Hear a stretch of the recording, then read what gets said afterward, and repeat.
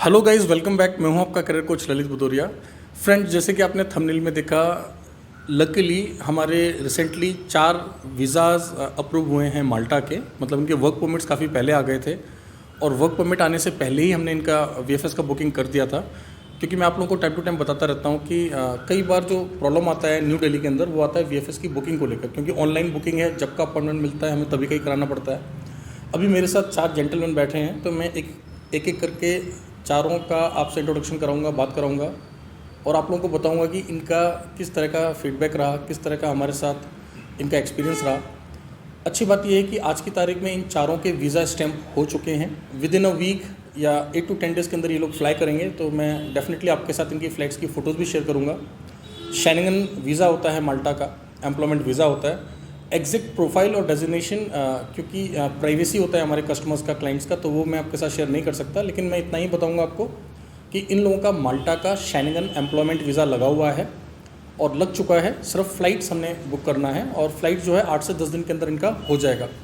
तो आप में से वे लोग जो कि यूरोप माइग्रेट करना चाहते हैं या कनाडा माइग्रेट करना चाहते हैं, आपको याद होगा कि कुछ महीने पहले हमने कनाडा की कुछ पोजीशंस पोस्ट की थी। तो अच्छी बात यह है कि हमारा एक कनाडा का भी अप्रूवल आ चुका है। उनके साथ भी मैं आपका इंटरव्यू जल्दी कराऊंगा। उनका भी एलएमआई वगैरह अप्रूव था सारा, अब बहुत जल्दी स्टैंपिंग होने जा रहा है। तो वे पेपर्स भी जो हैं मैं आपके साथ अपने इंस्टाग्राम पोस्ट पर शेयर करूंगा, इंस्टाग्राम, टेलीग्राम, फेसबुक, यूट्यूब। तो मैं उम्मीद करता हूं कि अभी तक आपने हमारे सभी सोशल मीडिया हैंडल्स पर हमारे को फॉलो कर लिया होगा। तो चलिए ब्लॉग को स्टार्ट करते हैं। मैं एक एक करके पहले अपने सभी भाइयों के नाम आपसे पूछूंगा, फिर मैं बताऊंगा कि किस तरीके से इनके साथ हमारा प्रोसेस स्टार्ट हुआ, क्या क्या स्टेप्स रहे, क्या बीच में चैलेंजेस आए, और लकीली अभी जो है सब कुछ हो चुका है और अभी अपना फ्लाइट का वेट कर रहे हैं। ठीक है, तो सबसे पहले मैं आपको एक एक करके इनके नाम वगैरह बताता हूँ। आपका नाम क्या है? मेरा नाम रवि छेत्री और मैं देहरादून से हूँ। हेलो, मेरा नाम आशीष गुरुंग है, देहरादून से हूँ। नमस्कार सर, मेरा नाम है दीपक कुमार श्रीवास्तव और मैं भी देहरादून से ही हूँ। मेरा नाम है अंकित थापा, मैं भी देहरादून से हूँ। गाइज, अब आप में से कई लोग बोलेंगे कि अधिकतर जो कॉन्ट्रामेंटर्स के कैंडिडेट्स होते हैं वो देहरादून के ही क्यों होते हैं। देखिए, नेचुरली क्योंकि मेरा होम टाउन देहरादून है और मैं उत्तराखंड से आता हूँ और अपने राज्य के लोग मेरे पे ज़्यादा विश्वास करते हैं, नो डाउट। तो अभी तो पैन इंडिया बेसिस पर हमारे को आप लोगों का प्यार मिल रहा है, आप लोगों का सपोर्ट मिल रहा है, और आप लोगों के सपोर्ट को देखते हुए ही हमने दिल्ली में भी अपना जो है काउंसलिंग सेंटर लॉन्च कर दिया है। कलका जी में हमारा काउंसलिंग सेंटर है, जहाँ पर अभी बैठ के मैं ये ब्लॉग शूट कर रहा हूँ। और सितंबर के सेकेंड वीक तक हम दुबई के अंदर भी अपनी फर्म को रजिस्टर करा के आपको आपके साथ में ऑफिस का लोकेशन शेयर कर देंगे। आप में से कईयों को पता होगा कि लॉकडाउन से पहले हमारा जो ऑफिस था वो बिजनेस वे में था, फर्स्ट लॉकडाउन से पहले। लेकिन जब लॉकडाउन में बहुत ज़्यादा सिनेरियो चेंज हो गया, आउट ऑफ कंट्रोल हो गया, तो हमें उस ऑफिस को शट डाउन करना पड़ा।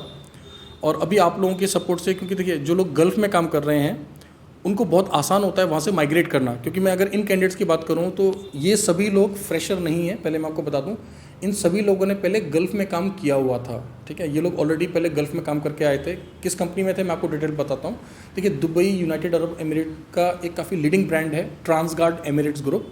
तो ये लोग ट्रांसगार्ड में काम कर रहे थे काफ़ी अच्छी पोजीशंस पे, और इन्होंने वहाँ पे लगभग कितना टाइम काम किया था आपने? मैंने वहाँ पे लगभग 2 साल काम किया है ट्रांसगार्ड में। मैंने 5.5 years काम किया। देखिए, इन्होंने 5.5 साल काम किया था, उन्होंने 2 साल काम किया था। मैंने अप्रॉक्सीमेटली 4 साल काम किया है वहाँ पे। मैंने 3 साल। राइट।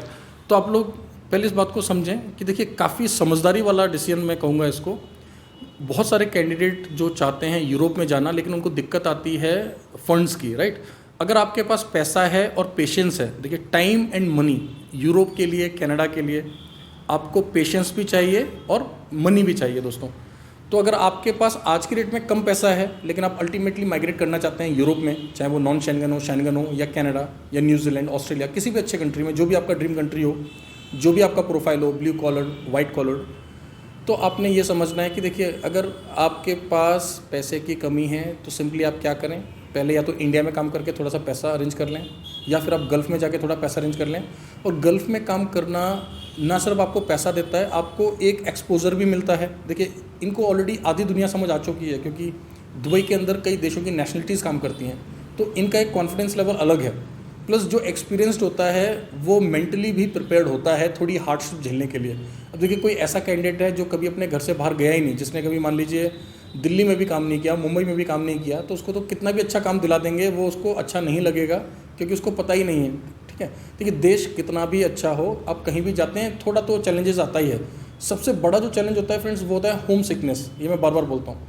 कि अगर आप यूरोप जा रहे हैं तो आप ये सोच के जाएं कि कम से कम आप 1 या 2 साल के बाद ही छुट्टी आएंगे, और ईश्वर ना करे कि कोई ऐसी आपदा आए, कोई इमरजेंसी पड़े कि आपको बीच में आना पड़े। अदरवाइज़ मैं तो यही बोलता हूँ कैंडिडेट्स को कि आप मेंटली प्रिपेयर्ड होकर जाएं कि कम से कम 1 या 2 साल बाद आपको आना है।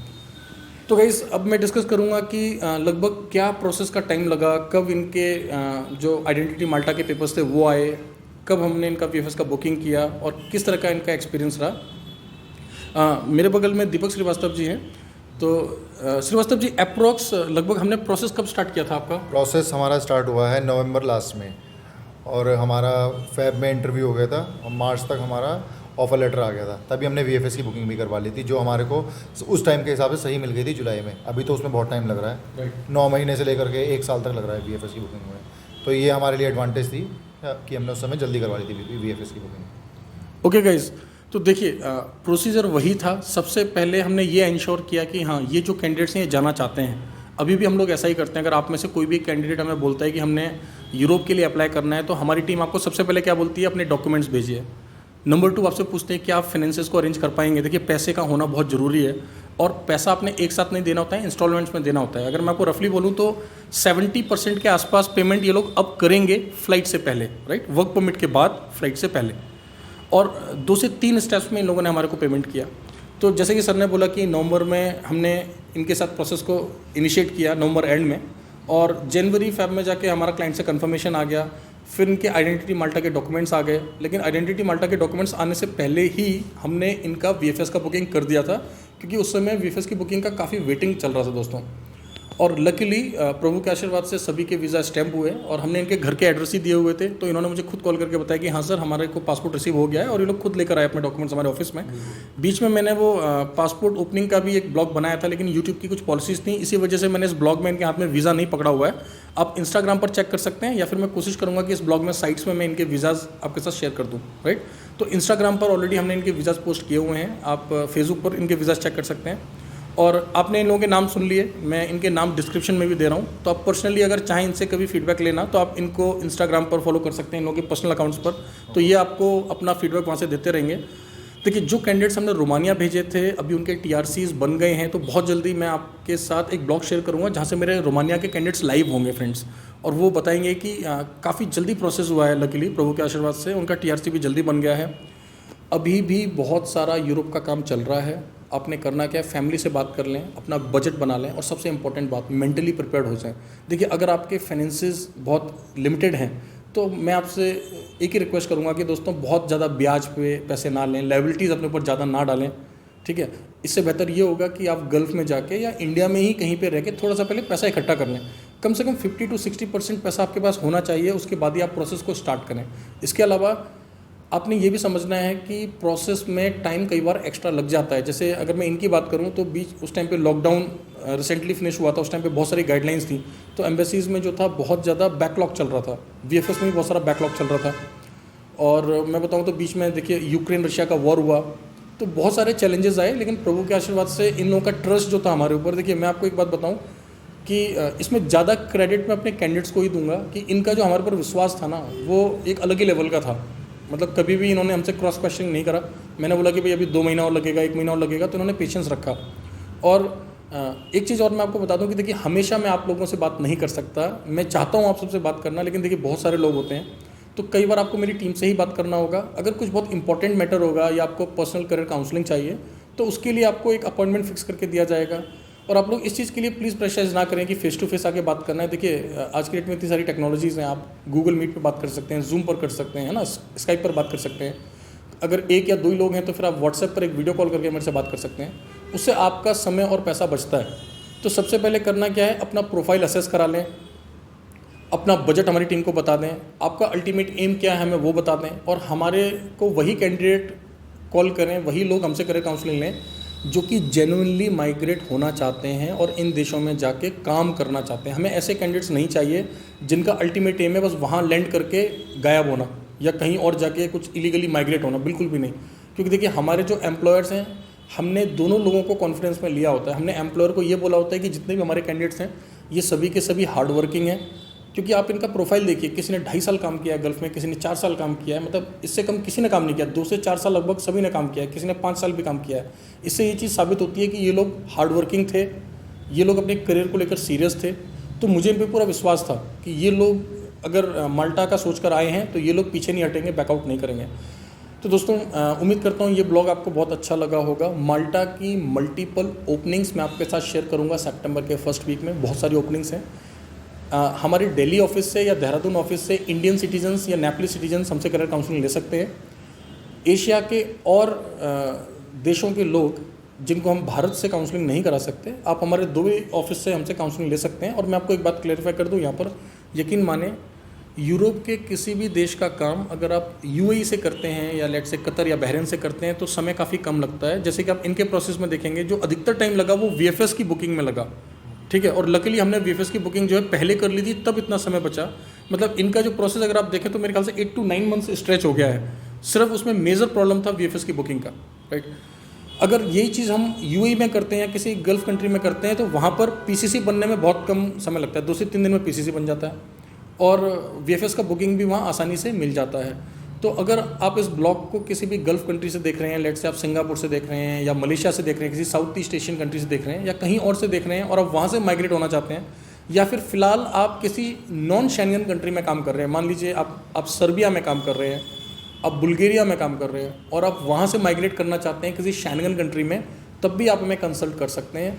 लेकिन क्राइटेरिया, प्रोसीजर, प्रोसेस, फाइनेंसेस, इन सब का ध्यान रखना है।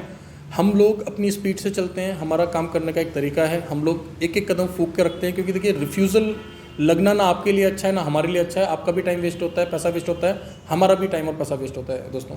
तो आप हमारे को तभी कंसल्ट करें जब आप जेन्युइनली अपने करियर को लेकर सीरियस हों और आपके पास पेशेंस हो और आप जिस पर्टिकुलर कंट्री या पोजीशन के लिए अप्लाई कर रहे हो उसके लिए आपके पास बजट होना चाहिए, प्लस एक जेन्युइन प्रोफाइल होना चाहिए फ्रेंड्स, ठीक है। देखिए ऐसा बिल्कुल भी नहीं हो सकता कि आप ये सोचेंगे मैं एक्स्ट्रा पैसा दे दूंगा तो मुझे कोई कहीं भी भेज देगा, वो पॉसिबल नहीं है। एक कंसल्टेंट बस आपको रास्ता दिखा सकता है, प्रोफाइल आपका ही होता है। जितना प्रोफाइल आपका स्ट्रांग होगा, अभी जैसे मैंने आपको बोला कि एक कैंडिडेट है जिसका हमने कनाडा का वीज़ा अभी अप्रूव करा दिया है, LMIA के थ्रू उनका काम हुआ है और उनके साथ भी मैं एक ब्लॉग बना के आपके साथ डालूंगा। लेकिन उनका भी सेम बैकग्राउंड है। पहले उस कैंडिडेट ने यूएई में दुबई के अंदर 2 साल काम किया, उसके बाद वो हमारे पास आए और फिर हमने उनका प्रोसेस किया और उनका भी अप्रॉक्स 4 मंथ्स लग गया, 4 to 5 मंथ्स लग गया सारा प्रोसेस कंप्लीट होने में। सो एनीवेज गाइज, मैं उम्मीद करता हूँ ये ब्लॉग आपको बहुत अच्छा लगा होगा। मैं इन सभी कैंडिडेट्स को दिल से थैंक यू बोलूँगा कि देखिए ये इनका बड़प्पन है कि इन्होंने अपना टाइम निकाला और ये एग्री हुए हमारे साथ ब्लॉग बनाने के लिए, ठीक है। क्योंकि देखिए इन्होंने अपना कंप्लीट पेमेंट करा है, ठीक है। तो ऐसा कोई प्रेशर नहीं था, मैं इनको प्रेशराइज नहीं कर सकता ताकि आप लोग ब्लॉग बनाए। तो मैं इनको पर्सनली थैंक यू बोलूँगा आप सभी को, ठीक है। Thank you very much sir. ठीक है, तो मैं उम्मीद करता हूँ कि ये लोग अपने करियर में ग्रो करेंगे और बहुत सारी सक्सेस स्टोरीज मैं आपके साथ शेयर करता रहूँगा। रिसेंटली हमारे बुल्गारिया के भी वर्क परमिट्स आना स्टार्ट हो गए हैं, रोमानिया के टाइम टू टाइम आ ही रहे हैं और गल्फ़ के बहुत सारे प्रोजेक्ट्स हमारे साथ चल रहे हैं। बस आप क्या करें, वर्किंग आवर्स में हमारी टीम को कॉल करें, सुबह 10 बजे से लेकर शाम को 5:30 बजे। डिस्क्रिप्शन के अंदर मैं अपनी टीम के कॉन्टैक्ट नंबर्स दे रहा हूँ। थोड़ा सा पेशेंस रखें दोस्तों, कई बार वो आपकी एक बार में कॉल अटेंड नहीं कर पाते, थोड़ा सा पेशेंस रखें। कई बार मैं देखता हूँ आप लोग लगातार कॉल करते हैं, प्लीज़ ऐसा ना करें। एक लिमिटेड टीम है हमारे पास, लिमिटेड काउंसलर्स हैं, ठीक है। तो वर्किंग आवर्स में कॉल करें, Monday to Saturday. Working hours के टाइम हमने आपको बता दिया, सुबह 10 बजे से लेकर शाम को 5:30 बजे। और जब आपके डॉक्यूमेंट्स हमें मिल जाएंगे सारी बात हो जाएगी। और अगर आप चाहेंगे मेरे से बात करना तो डेफिनेटली मैं खुद आपसे बात करूंगा। Thank you very much guys, इस तरीके से आप साथ बने रहें, हमें सपोर्ट करते रहें। All the best.